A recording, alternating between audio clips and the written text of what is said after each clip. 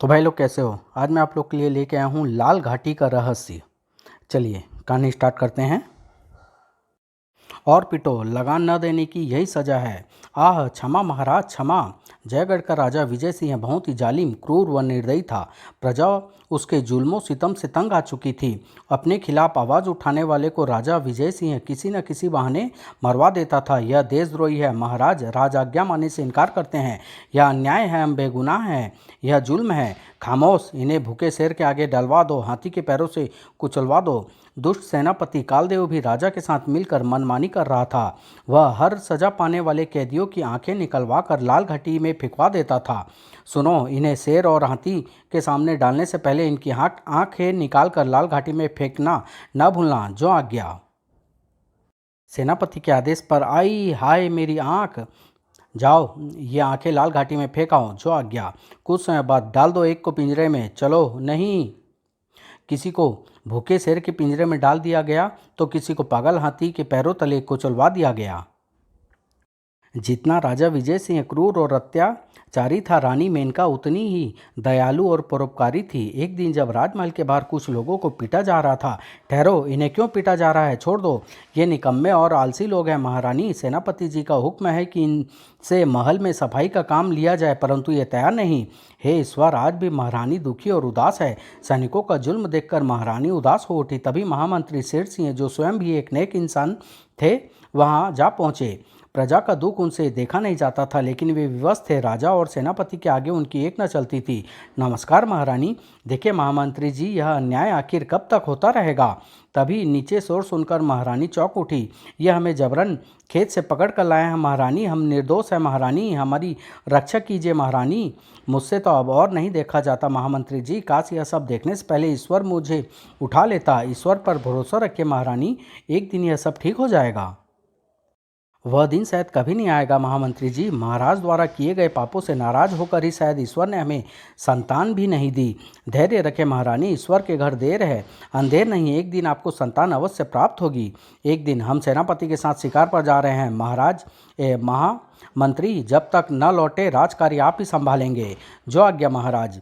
लेकिन ध्यान रहे, प्रजा को मीठी बातों और प्यार से नहीं बल्कि लात और लाठी से काबू में किया जाता है। ध्यान रखूंगा महाराज। महामंत्री को समझाने के बाद राजा विजय सिंह सेनापति और पूर्व सैनिक के साथ शिकार पर चला गया। कुछ दिन बीते। ठहरो, कहाँ जाते हो? महाराज को सूचित करो, हम एक समय का भोजन उनके यहाँ करना चाहते हैं। महाराज शिकार पर गए हैं, भोजन का प्रबंध कहीं और करो। अवश्य, लेकिन एक बार मैं महारानी से मिलना चाहता हूँ। जाओ उन्हें सूचित करो कि साधु गोरखनाथ उनसे मिलना चाहते हैं। भाग जाओ, तुम जैसे ढोंगी साधुओं को महाराज बिल्कुल भी पसंद नहीं करते। यदि वे आ गए तो पछताओगे। ओह, विजय सिंह वास्तव में इतना बदल गया है क्या? अदब से बात करो, महाराज की शान में गुस्ताखी की तो कोड़े मार मार कर खाल उतार ली जाएगी। तभी महल के एक झरोके पर खड़े महामंत्री शेर सिंह की दृष्टि द्वार पर खड़े साधुओं पर पड़ी। अरे, ये तो स्वामी गोरखनाथ जी अपने शिष्यों के साथ आए मालूम पड़ते हैं। साधुओं का यह अपमान! मूर्ख, जानते नहीं ये स्वामी गोरखनाथ जी हैं। तुम्हारे राजा विजय सिंह के पिता तक इनसे आशीर्वाद लेते थे। क्रोध न करो बच्चों, यह नादान है, इसका व्यवहार शिष्यों के समान है, अतः यह दया के योग्य है। चलो वापस लौट चले। तभी, ठहरो, ओह महामंत्री जी।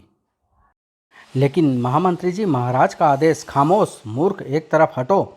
फिर तुम शमशेर सिंह ही हो ना बेटे? इनकी मूर्खता पर ध्यान न दे महामुनि, यह गुस्ताख आपसे परिचित नहीं है। हाँ मुनि, पधारिए, आपके चरणों के स्पर्श से जयगढ़ धन्य हो उठा। महामंत्री उन्हें आदरपूर्वक महल के भीतर ले आए। गोरखनाथ को देख महारानी मेनका प्रसन्नता से उनके चरणों पर गिर पड़ी। जीती रहो बेटी, मैं तो समझा था तुम हमें भूल ही गई होगी। ऐसा कैसे हो सकता है महामुनि? आइए, भोजन तैयार है।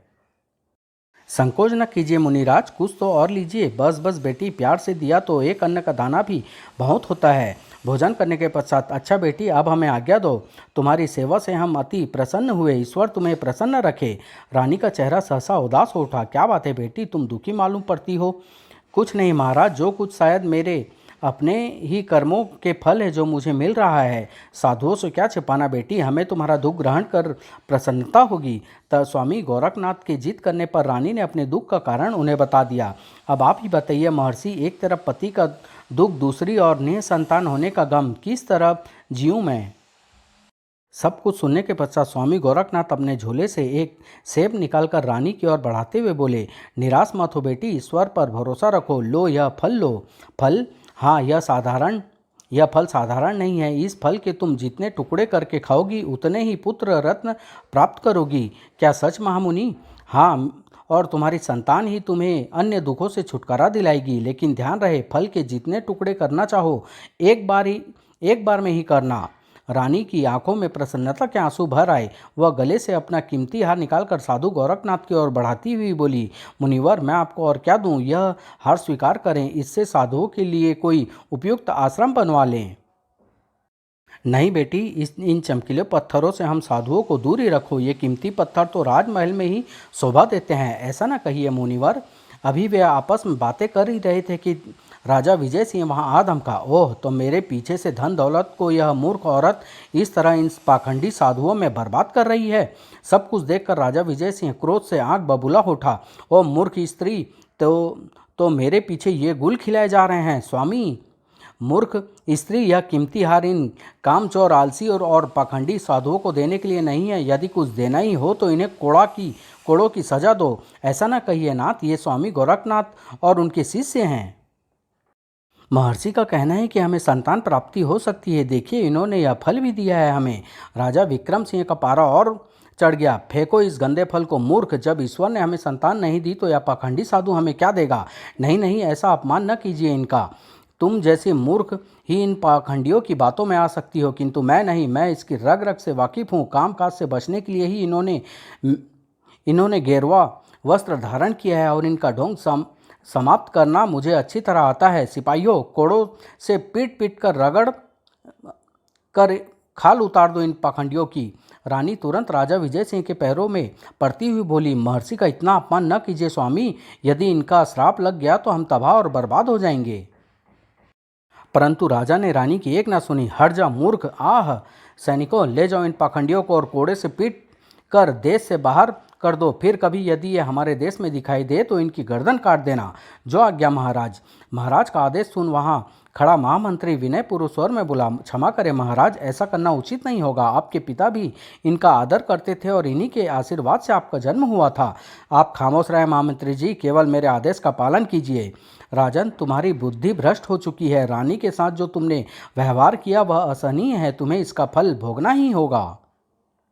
ध्यान रखना राजन, अपनी होने वाली संतान के हाथों ही तुम्हें अपने कर्मों का फल भोगना पड़ेगा। यह मेरा श्राप है।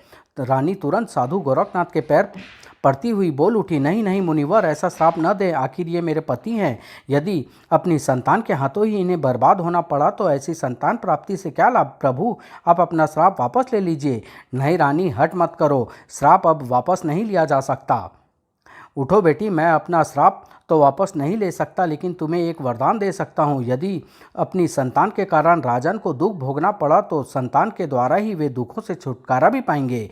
बंद करो यह नाटक। राजन, अपनी देवी जैसी पत्नी से सीख लो। राजन, जिसे तुम दुख दे रहे हो वही तुम्हारे सुख के लिए चिंतित है। वह संतान से भी बढ़कर तुम्हें चाहती है। ओह, तुम्हारी यह हिम्मत पाखंडी, तुम मुझे उपदेश दो। सैनिकों, ले जाओ और कोड़े मार मार कर इनकी खाल उधेड़ दो। यातना गृह ले जाकर सैनिकों ने महर्षि गोरखनाथ और उनके शिष्यों को पीटना आरंभ कर दिया। आह उफ, हे ईश्वर! हंस लो दुष्ट सेनापति, लेकिन ध्यान रखना तुम्हारा विनाश अब शीघ्र ही होकर रहेगा। रस्सी जल गई लेकिन बल नहीं गया। अभी मालूम हो जाएगा कि विनाश किसका होता है। सैनिकों, इन सब की आंखें निकाल कर लाल घाटी में फेंक दो और इन्हें काले जंगल में धकेल दो, ताकि विनाश का असली रूप इन्हें मालूम हो जाए। जो आज्ञा। नहीं नहीं, हे ईश्वर! घबराओ नहीं शिष्यों, ईश्वर पर भरोसा रखो। जो वह चाहता है वही हो रहा है। बुलाओ मदद के लिए अपने ईश्वर को। और सैनिकों ने उन सभी की आंखें निकाल ली। अब ले जाओ इन्हें और काले जंगल में छोड़ाओ। हाँ, आंखें लाल घाटी में फेंकना ना भूलना। काले जंगल के समीप नाक के सीध में आगे बढ़ो। ध्यान रहे, वापस लौटने की मूर्खता की तो हमारी तलवारें तुम्हारे सिर धड़ से जुदा कर देगी। चलो शिष्यों, शायद ईश्वर को यही मंजूर था। उधर रनिवास में रानी उदास बैठी थी। हे ईश्वर, अब यह तूने कैसा अनर्थ किया? अब क्या होगा? महर्षि का श्राप कभी खाली नहीं जा सकता। सहसा उसे महर्षि गोरखनाथ द्वारा दिए गए फल का ध्यान आया। अरे, महर्षि का दिया फल, मैं तो भूल ही गई थी उसे। वह उठकर उस स्थान पर पहुंची जहां पर फल गिरा था। आहा, मिल गया। ईश्वर तेरा लाख लाख शुक्र है। महर्षि ने कहा था जितने टुकड़े काट कर खाओगी उन उतने ही पुत्र रत्न प्राप्त होंगे और मुझे 7 पुत्र चाहिए। रानी ने फल के 7 टुकड़े किए, परंतु रानी को इस बात का ध्यान नहीं था कि 7वां टुकड़ा जल्दबाजी में आधा कट गया था। माह बीते और एक दिन, आह मेरा सिर क्यों चकरा रहा है, क्या हुआ महारानी जी को? अरे जल्दी वैद्य जी को बुलाओ। राजवैद्य ने रानी का निरीक्षण करने के पश्चात कहा, घबराने की कोई बात नहीं है, महारानी गर्भवती है, महाराज को सूचित करो। ईश्वर तेरा लाख लाख शुक्र है। आहा। खबर राजा विजय सिंह के पास पहुंची, महाराज की जय हो, रानी गर्भवती है महाराज और शीघ्र ही संतान को जन्म देने वाली है। क्या? यह लो अपना इनाम और जाओ, महाराज की उम्र लंबी हो, महाराज सदा सुखी रहें। राजा विजय सिंह ने इनाम देकर दासियों को विदा किया। दासियों के जाने के बाद राजा विजय सिंह चिंतित हो उठा। यह कैसा चमत्कार हुआ? बाज रानी गर्भवती? कहीं वह साधु? नहीं नहीं, ऐसा नहीं हो सकता। यदि उसकी भविष्यवाणी सत्य निकली तो मुझे अपनी ही संतान के हाथों बर्बाद होना पड़ेगा। से राजा ने तुरंत सेनापति काल देव को बुलाकर सारा किस्सा कह सुनाया। महाराज, रानी के गर्भवती होने से यह साफ जाहिर होता है कि वास्तव में वे कोई पहुंचे हुए साधु थे। यदि रानी ने पुत्र को जन्म दिया तो साधु के श्राप से भी आप बच नहीं पाएंगे। इसीलिए तो हम भी चिंतित है सेनापति जी। हमारी समझ में तो एक ही उपाय आ रहा है कि हम क्यों ना महारानी को ही खत्म कर दें। न रहेगा बांस, न बजेगी बांसुरी। नहीं महाराज, ऐसा करने से अनर्थ हो जाएगा, प्रजा बगावत कर सकती है, महारानी को वह देवी की तरह पूजती है। तब आप ही कोई उपाय बताइए ना सेनापति जी। रानी के गर्भवती होने का समाचार जानकर हमारी भूख और प्यास तो जैसे जाती रही है। मेरे विचार से तो आप रानी को बच्चों को जन्म देने दीजिए और जब बच्चे को जन्म हो तब आप चुपचाप। फिर सेनापति राजा को धीरे धीरे कुछ समझाने लगा। सेनापति की योजना सुन राजा विजय सिंह प्रसन्न हो उठा। शाबाश सेनापति जी, आप वास्तव में बुद्धिमान हैं, आपकी योजना हमें पसंद आई। महाराज, यह योजना ऐसी है जिससे सांप भी मर जाएगा और लाठी भी नहीं टूटेगी। ऐसा ही होगा। इधर रानी के गर्भवती होने का समाचार पाकर महामंत्री की प्रसन्नता की सीमा न रही। हे ईश्वर, तेरी महिमा अपरंपार है। महर्षि गोरखनाथ का वरदान आखिर पूरा होने जा रहा है। प्रजा में भी खुशी की लहर दौड़ गई। आहा, अब जरूर हमें महाराज के जुल्म से छुटकारा मिल जाएगा। ईश्वर रानी को पुत्र ही दे। चलो दोस्तों, आओ हम भी नाचे गाएं। इधर जहां प्रजा दिन बीतने के साथ साथ राजकुमार के होने की ईश्वर से प्रार्थना कर रही थी, वहीं उधर राजा विजय सिंह रानी की देखभाल करने वाली दाई के साथ होने वाले राजकुमार को मौत की योजना बना रहा था। तुम सब कुछ अच्छी तरह समझ गई ना फूलवती? लेकिन महाराज, लेकिन वेकिन कुछ नहीं, जो हम कह रहे हैं तुम्हें वही करना होगा। किसी को कानों कान भनक नहीं होनी चाहिए, वरना तुम्हारी खैर नहीं। जो आज्ञा महाराज। विवश हो दाई को राजा को अपनी स्वीकृति देनी ही पड़ी। और अंत में एक दिन रानी ने सुंदर राजकुमार को जन्म दिया, लेकिन राजकुमार को जन्म देने के साथ ही रानी बेहोश हो गई। कितना सुंदर राजकुमार है, ईश्वर मुझे क्षमा करना, मैं विवश हूँ। तभी कमरे के फर्श में एक गुप्त द्वार खुला। ओह महाराज! और राजा विजय सिंह मुंह छुपाए कमरे के भीतर प्रविष्ट हुआ। सब ठीक है ना फूलवती? हाँ महाराज, राजकुमार हुआ है और रानी मेरी तेज औषधि से गहरी नींद सोई हुई है। शाबाश, तुम्हें मुंह मांगा इनाम मिलेगा। और उसके पश्चात अब उस मूर्ख साधु ने कहा था कि तू मेरा विनाश का कारण बनेगा, लेकिन इससे पहले मैं तेरी मौत का कारण बन रहा हूँ। लेकिन कल सब यही जानेंगे कि रानी ने एक मरे हुए बच्चे को जन्म दिया है। हे ईश्वर! विजय सिंह ने राजकुमार को गला घोंटकर मार डाला। जब रानी की निद्रा टूटी, हाय मेरा लाल, धीरज रखिए रानी जी, ईश्वर को शायद यही मंजूर था। इतने सालों बाद दिया भी तो उसने एक मृत पुत्र। जब महामंत्री को यह समाचार मिला कि रानी ने एक मृत पुत्र को जन्म दिया है तो वे शोकाकुल हो उठे। हे ईश्वर, यह तूने कैसा अनर्थ किया? रानी की कोख फिर खाली कर दी। प्रजा में भी दुखों की लहर दौड़ गई। क्या रानी ने मृत बच्चों को जन्म दिया? हे ईश्वर! इतने सालों बाद रानी को संतान मिली, वह भी मरी हुई। ईश्वर के आगे किसका बस चल सकता है भाई। सोचा था राजकुमार हमें महाराज के जुल्मे से छुटकारा दिलाएगा, लेकिन सारी उम्मीदों पर पानी फिर गया। लोगों के घरों में चूल्हे तक नहीं जले। आज चूल्हा मत जलाना भगवान, आज खाने को दिल नहीं है। मेरा भी दिल नहीं। महारानी का इतना बड़ा दुख भला हमारे कंठ से नीचे कैसे उतर सकता है? हमें भी भूख नहीं है, हम भी नहीं खाएंगे। लेकिन समय बीतने में देर नहीं लगी। फल के टुकड़ों ने फिर रंग दिखाया और रानी मेनका फिर गर्भवती हुई। महाराज बधाई हो, महारानी फिर गर्भवती हुई है। ओह, मेरा काल फिर पैदा होने जा रहा है। राजा ने तुरंत सेनापति को बुलवा भेजा। सेनापति जी, समझ में नहीं आता कि आखिर यह कैसा चमत्कार हो रहा है। चिंता न करें महाराज, पहले के समान इस बार भी आपका काल मृत ही पैदा होगा। मेरी बात आप अच्छी तरह समझ रहे हैं ना? ओह, तो मुझे फिर अपने हाथों अपने पुत्र की हत्या करनी होगी। इसके अलावा कोई उपाय भी तो नहीं है महाराज। तुम ठीक कहते हो। और फिर सेनापति राजा को उकसाकर लौट गया। कुछ समय पश्चात रानी ने फिर एक सुंदर पुत्र को जन्म दिया और दाई द्वारा दी गई तो तेज औषधि के कारण गहरी नींद सो गई। लो, इसे रानी के पास ही सुला दो, लेकिन ध्यान रहे सबको यही मालूम पड़ना चाहिए कि बच्चा मृत उत्पन्न हुआ है। ऐसा ही होगा महाराज। राजा ने गुप्त द्वार से आकर उसे भी समाप्त कर दिया और वापस लौट गया। इसी तरह रानी ने समय बीतने के साथ एक के बाद एक 6 सुंदर राजकुमारों को जन्म दिया और राजा ने उन्हें मार डाला।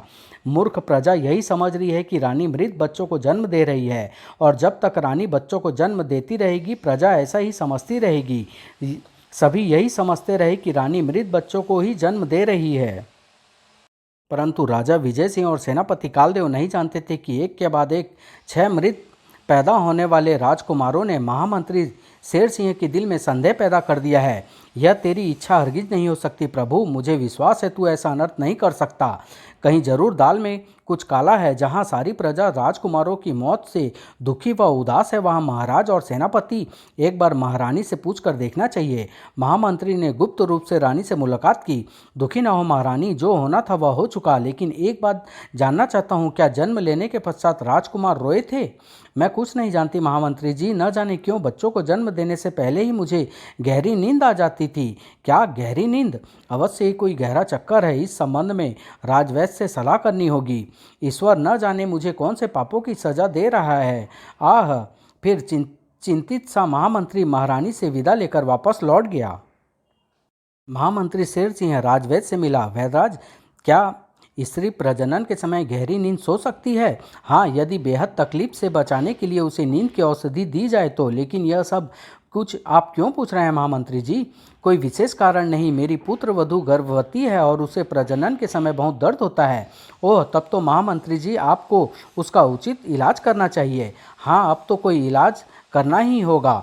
राजवैद्य से विदा लेने के पश्चात महामंत्री अपने निवास स्थान पर पहुंचे। मेरा संदेह ठीक ही निकला। दाल में कहीं जरूर काला है। मुझे दाई को टटोलना होगा। आज रात ही और लगभग आधी रात के समय। आई, कौन है? चीखो मत। यदि अपनी खैर चाहती हो तो मेरे प्रश्नों का ठीक ठीक उत्तर दो। महामंत्री जी, आप बताओ, महारानी बच्चों को जन्म देने से पहले गहरी नींद क्यों सो जाती थी? मुझे कुछ नहीं मालूम। झूठ बोलने की कोशिश ना करो मूर्ख स्त्री। सीधे सीधे सच्चाई बताओ, वरना तलवार के एक वार से तुम्हारा सर धड़ से अलग कर दूंगा। नहीं नहीं, मुझे मत मारिए, इसमें मेरा कोई कसूर नहीं है। महामंत्री की धमकी ने असर किया और जल्दी ही दाई ने सब कुछ उगल दिया। यदि मैं महाराज की आज्ञा का पालन न करती तो महाराज मुझे मौत के घाट उतार देते। मौत के भय से ही मैं ऐसा जघन्य पाप करती आई हूँ। ओह, तो यह है सारा चक्कर। महाराज स्वयं ही अपने पुत्रों की हत्या करते रहे हैं। सब कुछ जानने सुनने के पश्चात महामंत्री ने कहा, सुनो, अब आगे तुम्हें वही करना होगा जैसा मैं कहूँगा। मुझे मंजूर है महामंत्री जी। मैं स्वयं भी इस पाप के काम से छुटकारा पाना चाहती हूँ। फिर महामंत्री उसे अपनी योजना समझाने लगे। अपनी सारी योजना समझाने के पश्चात उसने कहा, तुम सब कुछ अच्छी तरह समझ गई ना? यदि किसी को इस योजना की भनक पड़ गई तो अपनी मौत निश्चित समझना। आप चिंता न करें महामंत्री जी, यह सब कुछ वैसा ही होगा जैसा आपने कहा है। इसके पश्चात महामंत्री निश्चिंत होकर लौट पड़ा और समय फिर बीता। फिर वह दिन फिर आ पहुंचा जिसका महामंत्री का बेसब्री से इंतजार था। महारानी फिर गर्भवती हुई है महामंत्री जी। शाबाश, यह लो अपना इनाम। तुम्हें ध्यान है ना कि तुम्हें क्या करना है? जी हाँ महामंत्री जी। फिर एक दिन, आह, रानी को प्रसव होने वाला है। चुपचाप महामंत्री जी को खबर कर दूं। दाई गुप्त मार्ग से होकर महामंत्री से मिली। महामंत्री को व्याकुलता से उसी का इंतजार था। महामंत्री जी, प्रसव होने में कुछ समय ही बाकी है। ओह ठीक है, तुम महारानी के पास ही रुको, मैं जल्द ही लौट कर आता हूँ। महामंत्री तुरंत ही अपने घर लौटा। यह संयोग ही था कि कल ही उनकी पुत्रवधू ने एक पुत्र को जन्म दिया था। सब सोए हुए थे। महामंत्री ने एक कमरे में प्रविष्ट हो खामोशी से अपने पुत्र को पालने से उठा लिया। क्षमा करना बहू, तुम्हारे कलेजे के टुकड़े को लिए जा रहा हूँ, लेकिन होने वाले राजकुमार की जान बचाने के लिए इसकी कुर्बानी जरूरी है। लेकिन महामंत्री शेर सिंह अपने पुत्र को गोद में लिए जैसे ही कमरे से बाहर निकला, उनका बेटा उनके सामने आ खड़ा हुआ। तुम, यह आप चोरी छिपे इसे कहाँ लिए जा रहे हैं पिताजी? कोई चारा न देख महामंत्री को सारी असलियत अपने बेटे को बतानी पड़ी। यदि ऐसी बात है तो पिताजी, आप निश्चिंत हो, अपने पुत्र को ले जाइए। राजकुमार की जिंदगी बचाने के लिए मैं अपने ऐसे सैकड़ों बेटों को ही नहीं बल्कि अपने आप को भी कुर्बान कर सकता हूँ। शाबाश मेरे बेटे, मुझे तुम पर गर्व है। अब आप देर न करें। महामंत्री जी जब गुप्त द्वार से होकर रनिवास पहुँचे। बधाई हो महामंत्री जी, महारानी को ने इस बार दो जुड़वा राजकुमारों को जन्म दिया है। हे ईश्वर, तेरा लाख लाख शुक्रिया। जुड़वा राजकुमार होने का कारण था फल का 7वां हिस्सा आधा कटा होना। महामंत्री ने तुरंत अपने पुत्र को दाई के हवाले करते हुए कहा, यह मेरा पुत्र है, इसे तुम रानी की बगल में लेटा दो और दोनों राजकुमारों को मुझे दो। उन्हें लेकर मुझे तुरंत यहाँ से निकल जाना है। मेरे पुत्र को मारकर महाराज संतुष्ट हो जाएंगे और राजकुमारों की जिंदगी बच जाएगी। लेकिन समय नष्ट मत करो, जैसा मैं कहता हूँ वैसा करो। इसके सिवा राजकुमारों को बचाने का कोई उपाय नहीं। महाराज आते ही होंगे, जो आज्ञा। महामंत्री के पुत्र को रानी के बगल में रख दाई ने दोनों राजकुमारों को महामंत्री के हवाले कर दिया। सुनो, महाराज को तनिक भी संदेह नहीं होना चाहिए, वरना राजकुमारों की जान जोखिम में पड़ जाएगी। चिंता न करें महामंत्री जी, यह कुर्बानी व्यर्थ नहीं जाने पाएगी। और फिर महामंत्री दोनों राजकुमार को ले गुप्त रास्ते से बाहर निकल गया। महामंत्री के जाने के कुछ समय पश्चात ही पहले वाले गुप्त द्वार से राजा विजय सिंह ने रनिवास में प्रवेश किया। मेरे विनाश के दूत, तू भी मरने के लिए तैयार हो जा। ओह! महामंत्री के पुत्र को मारने के पश्चात जब विजय सिंह लौट गया, बेचारा, कितनी बड़ी कुर्बानी दी महामंत्री जी ने। धन्य है वे जिन्होंने राजकुमारों को बचाने के लिए अपने खून की बलि चढ़ा दी। इधर महामंत्री रात के अंधेरे में दोनों राजकुमारों को एक झोली में लिए घोड़े पर सवार एक दिशा में बढ़ा जा रहा था। कुछ समय पश्चात वह दोनों अबोध राजकुमारों को लिए एक खंडहर के सामने पहुंचा। खंडहर के एक तहखाने में यह शाही निशान ही बड़े होने पर इन राजकुमारों की पहचान कराएगा। और महामंत्री ने दोनों राजकुमारों के बाहों में शाही निशान लगा दिए। इधर भोर होने पर, हाय मेरा लाल, धीरज रखो रानी, ईश्वर तुम्हारी कोख फिर भरेगा। हम ईश्वर से दुआ करेंगे। नहीं, अब मैं कभी मां नहीं बन सकूंगी। फल के 7 टुकड़े बेकार व्यर्थ हो गए, शायद रात को खाने के कारण ही। नहीं नहीं, मेरा लाल मरा नहीं, यह जिंदा है। मैं इसकी माँ हूँ। अब इसे मुझसे कोई जुदा नहीं कर सकता, भगवान भी नहीं। ओह, यह तो पागल हो गई। और अतः दुख से रानी पागल हो गई। साधु गोरखनाथ और उनके शिष्यों का क्या हुआ? दोनों राजकुमारों का क्या हुआ? क्या रानी फिर से अपनी सही अवस्था में लौट सकी? सेनापति लोगों की आंख निकालकर लाल घाटी में क्यों फेंकवाता था? राजा विजय सिंह को अपनी संतान के हाथों अपने कर्मों का फल भोगना पड़ा अथवा नहीं, यह सब जानने के लिए नेक्स्ट भाग का इंतजार करें। 2 राजकुमार समाप्त।